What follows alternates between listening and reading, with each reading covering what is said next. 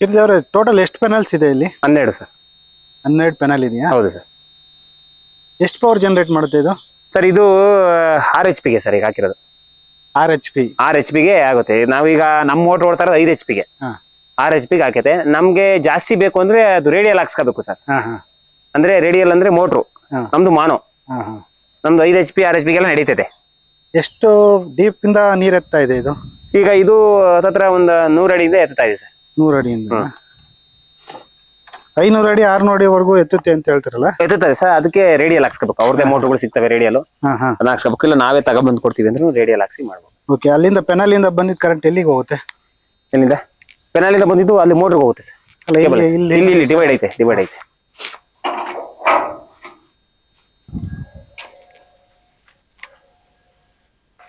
Okay. ಇದು unit ಇದೆ. ಎಷ್ಟು ಮೋಟರ್ಗಳು ಹಾಕಿದ್ರ ನೀವು? ಒಂದೇ ಸರ್. ಒಂದೇ ಮೋಟರ್. ಒಂದೇ ಓಡ್ತಾ ಇರೋದು. ಎಷ್ಟು ಖರ್ಚು ಬಂತು ನಿಮ್ಗಿದು? ಸರ್ ಇದು ನಾವು ಪರ್ಸನಲಿ ಹಾಕ್ಸಿರೋದು. ಯಾವುದೇ ರೀತಿ ಸಬ್ಸಿಡಿ ಇನ್ನೊಂದು ಸರ್ಕಾರದಿಂದ ಅಂತ ನಾವೇನು ಬಳಸಿಲ್ಲ. ಇದನ್ನ ಹಾಕ್ಸಿ ಮಾರ್ಚ್ ತಿಂಗಳಲ್ಲಿ ಹಾಕ್ಸಿದ್ವು. ಈಗ ಮಾರ್ಚ್ ಬಂದ್ರೆ ವರ್ಷ ಆಗುತ್ತೆ. 1 ವರ್ಷ ಆಗುತ್ತೆ. ಇದು ಟೋಟಲ್ ಆಗಿ ಪ್ಯಾನಲ್, ಡಿವೈಡು, ಆಮೇಲೆ ಇಲ್ಲಿಂದ ನಮ್ಮ ಮೋಟರ್ ತಕ್ಕನ ಕೇಬಲ್, ಆಮೇಲೆ ಇಲ್ಲಿ ಏನ್ ಕಾಣ್ತಾ ಇದೆ ಇದರಲ್ಲಿ ಸೀಟ್ ಹಾಕೊಟ್ಟಿದ್ದಾರೆ, ಮೇಲ್ಗಡೆ ಸೀಟ್. ಇದೆಲ್ಲ ಇಲ್ಲ. ಇಲ್ಲಿಂದ ಈಗ ಇದೊಂದು ಕಂಬಿ 1 2 ಅದೊಂದು 3 4 5 6 7 8 9 ಈ 9 ಸ್ಟೀಲ್ ಕಂಬಿ, ಮೇಲ್ಗಡೆ ಸೀಟು, ಪ್ಯಾನಲ್, ಇದೇನ್ ಕಾಣ್ತಿದೆ ಇಷ್ಟಕ್ಕೆ ಮಾತ್ರ. ಟೋಟಲ್ 323 ಆಗಿತ್ತು ಸರ್. 3,23,000. ಈ ಮೋಟರ್ ಕೆಪಾಸಿಟಿ ಎಷ್ಟಿದೆ ಅಂದ್ರೆ ಎಷ್ಟು ಡೀಪ್ ಇಂದ ನೀರ್ ಎತ್ತುತ್ತೆ ಅದು? ಈಗ 100 ಅಡಿಯಿಂದ ಎತ್ತುತ್ತಾ ಇದೆ ಸರ್. 100 ಅಡಿಯಿಂದ ಎತ್ತುತ್ತಾ ಇದೆ. 100 ಅಡಿಯಿಂದ ಎತ್ತುತ್ತೆ. ನಮ್ದು ಇರೋದು ಬಂದು 50 ಅಡಿ ಅಷ್ಟೇ ಸರ್. ಅಂದ್ರೆ ಮೇಲ್ಗಡೆನೆ ನೀರ್ ಸಿಕ್ಕಿದೆ ನಿಮ್ಗೆ? ಮೇಲ್ಗಡೆ ಅಂದ್ರೆ ನಮ್ದೆಲ್ಲ ಕುಟಬೋರು, ಸಬರ್ಸಿಬಲ್. ಅಂದ್ರೆ ನಾವೆಲ್ಲ ಮನುಷ್ಯ ಕಲ್ ಗುಂಡಿ ಹೊಡಿಸಿ ಮಳಬೋರು. ಕಾರಣ ಯಾಕೆ ನಾವು ಸೋಲಾರ್ ಹಾಕ್ಸಕ್ ಮೇನ್ ಕಾರಣ ಏನಂದ್ರೆ ನಮ್ಗೆ ಹೇಮಾವತಿ ನೀರು ಹರಿಯೋದ್ರಿಂದ ಅಲ್ಲಿ ಬಂದು ನೀರು ಜೋಪ್ ಆಗೋದು. ಏನಾದ್ರು ನೀರಿಗೆ ಪ್ರಾಬ್ಲಮ್ ಸಮಸ್ಯೆ ಆದಾಗ ಏನಾಗ್ತದೆ, ಜೀಪ್ಗಳು ಹೋಗಕ್ ಆಗ್ತಿರ್ಲಿಲ್ಲ. ಈ ಸೋಲಾರ್ ಹಾಕ್ಸೋದ್ರಿಂದ ನಮ್ಗೆ ಮೇನ್ ಉಪಯೋಗ ಏನಂದ್ರೆ ಪೀಜ್ ಹೋಯ್ತು, ಜಂಪ್ ಹೋಯ್ತು, TC ಸುಟ್ಟೋಯ್ತು, ಮೋಟರ್ ಸುಟ್ಟೋಯ್ತು, ಇದ್ರ ಸಮಸ್ಯೆನೇ ಇರಲ್ಲ ಸರ್. ಇದು ಬಹಳ ಇಂಪಾರ್ಟೆಂಟ್ ಸೋಲಾರ್ ಅಂದ್ರೆ. ನಿಮ್ಮ ಇಡೀ ತೋಟಕ್ಕೆ ಬರೇ ಈ ಮೋಟರ್ ಇಂದ ನೀರು ಹೊಡಿತಾ ಇದ್ದೀರಾ? ಹೌದು, ಇದೊಂದು ಮೋಟರ್ ಇಂದಾನೆ ಆಗುತ್ತೆ ಸರ್, ತೊಂದ್ರೆ ಇಲ್ಲ. ಯಾಕೆಂದ್ರೆ ಮೇಯ್ನು ನಮಗೆ ಮಳೆಗಾಲದಲ್ಲಿ ಮಳೆ ಸಹಾಯ ಇರ್ತೈತೆ, ಮಳೆ ಬರ್ತಾ ಇರ್ತೈತೆ, ತೊಂದ್ರೆ ಇಲ್ಲ. ಬೇಸಿಗೆಗಾಲದಲ್ಲಿ ಬಿಸಿಲಿರುತ್ತೆ, ಏನು ತೊಂದ್ರೆ ಇಲ್ಲ. ಮಾಡ ಮುಚ್ಕೊಂಡಾಗ ಸ್ವಲ್ಪ ಸಮಸ್ಯೆ ಆಗುತ್ತೆ. ಬಿಟ್ರೆ ಬೆಳಕಿದ್ದಾಗೆಲ್ಲ 1.5 ಇಂಚ್ ನೀರ್ ಬರ್ತವೆ ಸರ್. ಚೆನ್ನಾಗಿ ಬಿಸಿಲು ಹೊಡೆದ್ರೆ 3 ಇಂಚ್ ನೀರ್ ಬರ್ತವೆ. ಏನಂದ್ರೆ ನಮ್ದು ಏರ್ ಔಟ್ಗಳು ಜಾಸ್ತಿ ಇರೋದ್ರಿಂದ ನೀರ್ ಬೀಳತಕ್ ಹೋದ್ರು ನಮ್ಗೆ 2.5 ಇಂಚು ನೀರ್ ಬರ್ತಾ ಇರ್ತೈತೆ. ಅದೇ ನಾವು ಕೇಸಿಂಗ್ ಹತ್ರನೇ ಬಿಚ್ಚ ನೋಡಿದ್ರೆ ಕನಿಷ್ಠ ಒಂದು 5 ಅಡಿ ದೂರದಲ್ಲಿ ನೀರ್ ಬೀಳ್ತಾ ಇರ್ತದೆ. ಈ ತರ ಸರ್. ಇದರ ಸರ್ವಿಸ್ ವಾರಂಟಿ ಗ್ಯಾರಂಟಿ ಬಗ್ಗೆ ಸ್ವಲ್ಪ ಮಾಹಿತಿ ಕೊಡಿ ಸರ್. ಇದು ನಾವು ಹಾಕ್ಸ್ಕೊಂಡಿದ್ದು ನಮ್ಮ ಇದೇ ತುಮಕೂರು ಜಿಲ್ಲೆ ಶಿರಾ ತಾಲೂಕು ಕಳ್ಳಂಬೆಳ ಹೋಬಳಿ ತಾಳ್ಗುಂದ ನವೀನ್ ಕುಮಾರ್ ಅಂತ ಸರ್. ತಾಳ್ಗುಂದವರು ನವೀನ್ ಕುಮಾರ್ ಅನ್ನೋರ ಕಡೆಯಿಂದ ಇದನ್ನ ನಾವು ಹಾಕ್ಸ್ಕೊಂಡಿದ್ದು.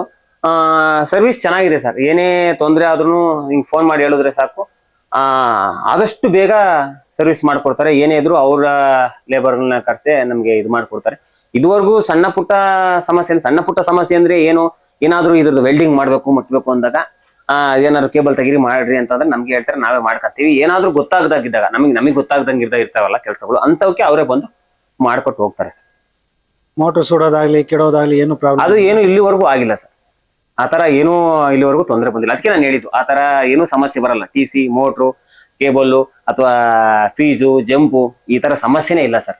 ರೈತರು ಇದನ್ನ ಹಾಕ್ಸ್ಕೊಂಡ್ರೆ ಸಮಸ್ಯೆ ಇಲ್ಲ ಅಂತ ಹೇಳ್ತೀರಾ ಸರ್? ನಿಮ್ಮ ಅಭಿಪ್ರಾಯ ಸೋಲಾರ್ ಬಗ್ಗೆ? ಹೌದು, ಸೋಲಾರ್ ಹಾಕ್ಸೋದ್ರಿಂದ ನಮಗೆ ಟೆನ್ಷನ್ ಆಲ್ಮೋಸ್ಟ್ 95% ಟೆನ್ಷನ್ ಕಮ್ಮಿ.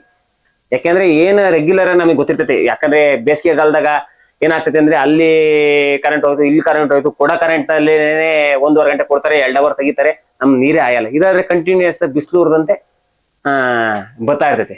ಅದ್ರ ಸಲುವಾಗಿ ಬಿಸಿಲಿರೋವರೆಗೂ ಸೂರ್ಯ ಇರೋವರೆಗೂ ನಮ್ ಸೋಲಾರ್ ಇರುತ್ತೆ ಸರ್.